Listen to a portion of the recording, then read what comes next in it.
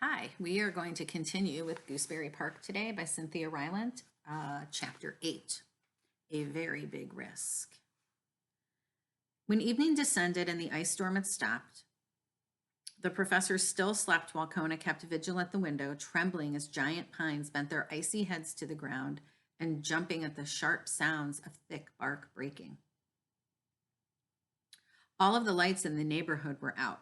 The refrigerator didn't hum, the plant light didn't buzz, and the warm furnace air didn't hush through the vents. Professor Albert's fireplace and the gas post lamp in the front yard were the only sources of light, and they cast a funereal glow upon the house and its occupants, stranded like polar bears on an Arctic floe. "What are we going to do, Gwendolyn?" Kona asked, his big head casting a giant shadow over her bowl. "Stumpy is in serious trouble." "Yes," Gwendolyn answered, nodding. "It's serious, very serious. Even if her tree is still standing, she'll be trapped in her nest, and the ice, the babies." "I have to help her," Kona said, pacing in circles around the living room. "Kona, dear, what can you do? She is at the top of a tall tree. There would be no way of reaching her, and the journey to the park, treacherous, very treacherous indeed. The ice is difficult, nearly impossible to cross, as poor Professor Albert demonstrated earlier. Trees are coming down. Heavy branches dropping from great heights. Kona, you would be taking a very big risk. And perhaps for naught, she is over 100 feet in the air."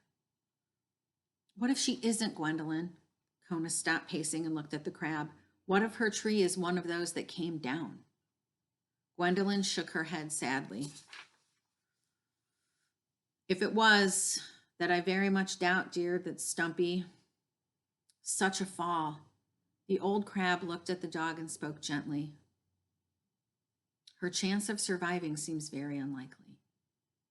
Kona took a deep breath and with eyes wide and sincere answered, "Whether she is alive or not, Gwendolyn, I have to take care of her." The crab sighed. "Well, my dear, I expect you do. I expect you do. But I am not sure how you will accomplish it." 5 minutes later, Gwendolyn was working the lock on Professor Albert's front door. Kona held her steady in his mouth, and with a deft claw, she turned the mechanism.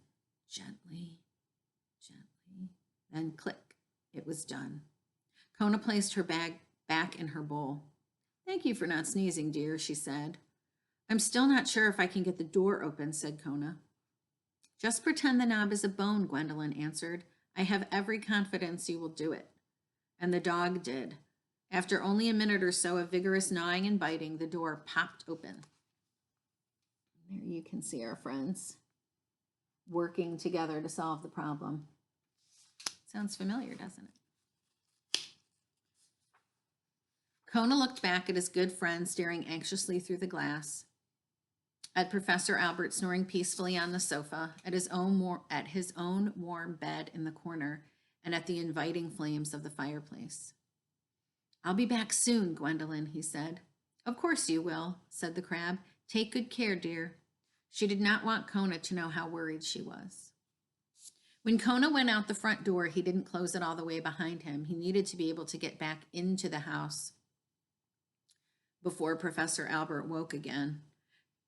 Kona breathed deeply, took one strong, confident step, and with the magnificent slide, shot right off Professor Albert's porch into the top of a juniper bush. Sprawled there, he groaned and looked out at the several blocks he would have to cross to reach Gooseberry Park. He looked back at Gwendolyn in the window, her antennae swirling around and around. Just then, a heavy branch from a tree across the street crashed into his neighbor's front yard, taking several broken shingles with it. Kona sighed and then carefully maneuvered back onto his feet. Inching his way slowly, he began his ice journey. Gooseberry Park seemed to him to be on the other side of the world. Instead of taking the sidewalk, Kona decided to cut through yards. It would save time and there would be more things to hold on to. He crossed one yard by hanging onto a hemlock hedge. A second yard had a rail fence he steadied himself against. In another, a long concrete planter kept him on his feet.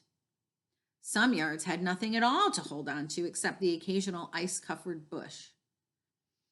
In these yards, Kona danced, skated, skied, and rolled. He fell again and again, and once he struck his nose so hard that it bled. Kona saw not one sign of life along the way, save for a large yellow tomcat who tried to impress him by strolling easily across the icy top of an Oldsmobile.